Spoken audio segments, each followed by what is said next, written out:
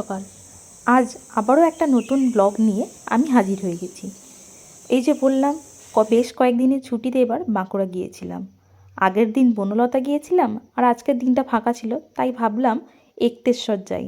আমি কোনোদিন এক্তেশ্বর যাইনি, যদিও অনেক নাম শুনেছি আর খুব জাগ্রতও শুনেছি। অনেক দিন ধরেই যাবো করছিলাম, কিন্তু যাওয়া আর হয়ে উঠছিল না। বিয়ের পর এই প্রথমবার যাচ্ছি এক্তেশ্বর। আমি, আমার বর, শ্বশুরমশাই আর শাশুড়ি মা 4 জন মিলেই গিয়েছিলাম। অনেকটা সকাল সকালই স্নান টান করে আমরা রেডি হয়ে বেরিয়ে পড়েছিলাম। বাড়ির সামনেই টোটো ডেকে এনেছিলাম, তো সেই টোটো করেই আমরা যাচ্ছিলাম।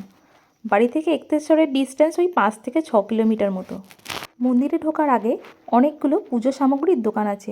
নিজের পছন্দ মতো যে কোনো একটি দোকান থেকে পুজোর জিনিসপত্র কিনে নিয়ে, আর সেই দোকানেই জুতো খুলে রাখার ব্যবস্থা থাকে, তো সেই পুজোর সামগ্রী কিনে নিয়ে আমরা মন্দিরের পথে এগিয়ে চললাম। এই জায়গা থেকে মন্দিরটা বেশ 2-3 মিনিট হেঁটে যেতে হয়। কেউ যদি মনে করেন যে পুজোর সামগ্রীগুলো বাড়ি থেকে নিয়ে আসবো, সেটাও নিয়ে আসা যায়, তাতে কোনো অসুবিধা নেই। পুজোর সামগ্রী কিনে নিয়ে আমরা মন্দিরের পথে হাঁটা লাগালাম, এবং ওখানেই অনেক ব্রাহ্মণ থাকে, তো তাদেরই একজনের সাথে কথা বলে আমরা তাকে পুজো করানোর জন্য বললাম, এবং সেও আমাদের সাথেই যাচ্ছিল। যদি কেউ পুজো করাতে না চান, তাহলে এমনি বাবার দর্শন করেও আসা যায়। মন্দিরে প্রবেশ করার পরই একটা আটচালার মতো জায়গা আছে, যেটা মূল মন্দিরের একদম সামনে। সেখানে বসেই পুরোহিতরা পূজা দেওয়া করায়, এবং তারপরে সেই প্রসাদ আর ফুল নিয়ে বাবার মাথায় জল ঢালতে হয়। এই জায়গায় বসে পুজোটা সম্পন্ন করা হলো, এবং তারপর সেই পুজোর জল দুধ নিয়ে আমরা মূল মন্দিরের গর্ভগৃহে গেলাম সেই জলটা বাবার মাথায় ঢালার জন্য।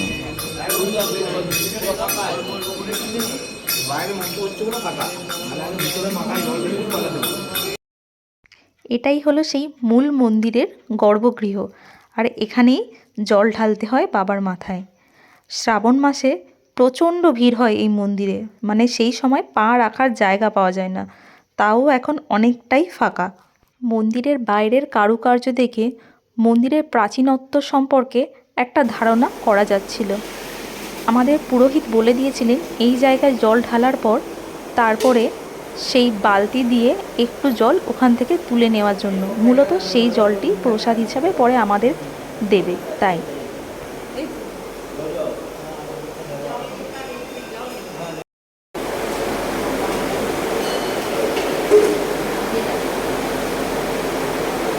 প্রসাদের জল সংগ্রহ করে প্রণাম সেরে আমরা বাবার দর্শন করতে গেলাম। সিঁড়িতে উঠে ওই কোণার দিকেই বাবার অবয়ব আছে। দর্শন করার পর আমরা গর্ভগৃহ থেকে আস্তে আস্তে বেরিয়ে এলাম বাইরে। এবার মন্দিরটা চারিদিক একটু প্রদক্ষিণ করব।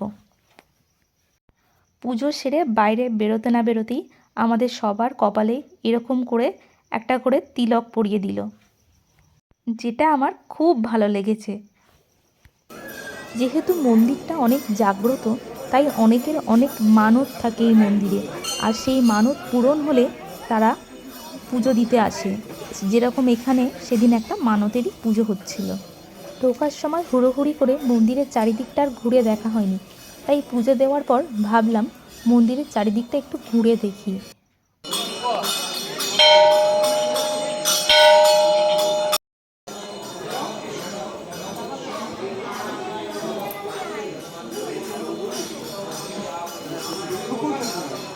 সব শেষ হওয়ার পর এবারে আমরা বাড়ি ফিরে এলাম। সকালে এত তাড়াহুড়ো করে রেডি হয়েছি যে তোমাদের ফুল লুকটাই আমার দেখানো হয়নি, তাই বাড়ি ফিরে এসে চেষ্টা করলাম আবার ফুল লুকটা তোমাদের দেখাতে। বিকালের দিকে আবার বেরিয়ে পড়লাম। চটপটা কিছু খেতে মন চাইছিল। আমার তো আবার বাড়িতে বসে দিন কাটে না, তাই সন্ধে সন্ধে বেরিয়ে পড়লাম ফুচকা, পাপড়ি চাট এসব খেতে। এটা নিশ্চয়ই যারা বাঁকুড়ার বাসিন্দা তারা চিনতে পারছো, চার্চ মোড়ে সেই বিখ্যাত ফুচকা আর মোমো। আজকের মতো টাটা।